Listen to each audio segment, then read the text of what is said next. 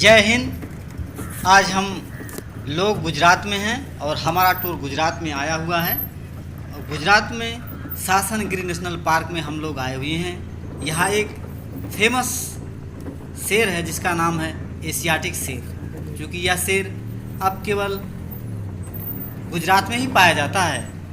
इस शेर की एक विचित्र कहानी है, क्योंकि यह बिल्ली प्रजाति का एक सामाजिक एनिमल है जो कि एक झुंड में रहता है।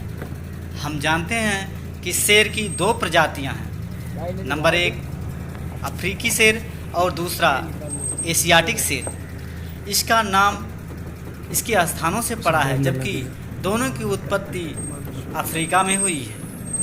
क्योंकि हम जानते हैं कि struggle for life, survival of the fittest के आधार पर इस शेर की उत्पत्ति तो एक जगह हुई है, लेकिन दोनों का निवास अलग अलग हो गया है। क्योंकि नेटिव प्लेस में वही एनिमल रह सकता है जो अपने को सबसे ज़्यादा कम्पिटिटिव या दूसरे पर डोमिनेंट हो सके, वही स्पीशीज नेटिव स्थान पर रहती है।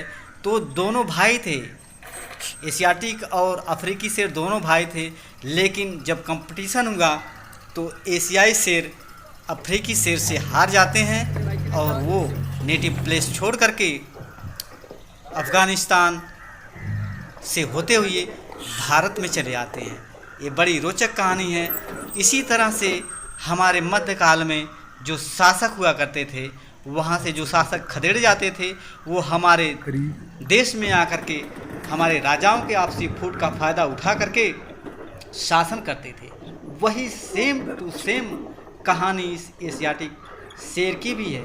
ये जब दक्षिणी अफ्रीका या अफ्रीका देश में अपने बड़े भाई अफ्रीकी शेर से हार जाते हैं, तो ये अपने दूसरे आवास के लिए चल देते हैं और वो अफ़गानिस्तान से होते हुए भारत आते हैं।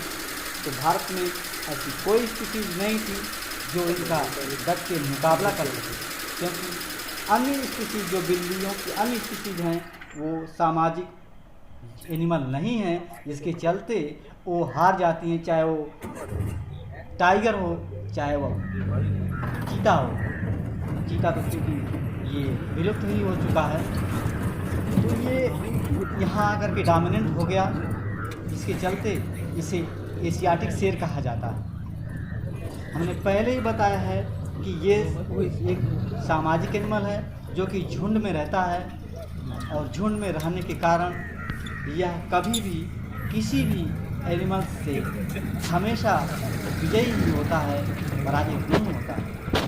क्योंकि एकता में शक्ति होती है। इससे भी यह एक सीख मिलती है कि हम यदि संगठित रहेंगे तो एक बड़े से बड़े जानवर को पराजित कर सकते हैं। जैसे शेर हाथियों को भी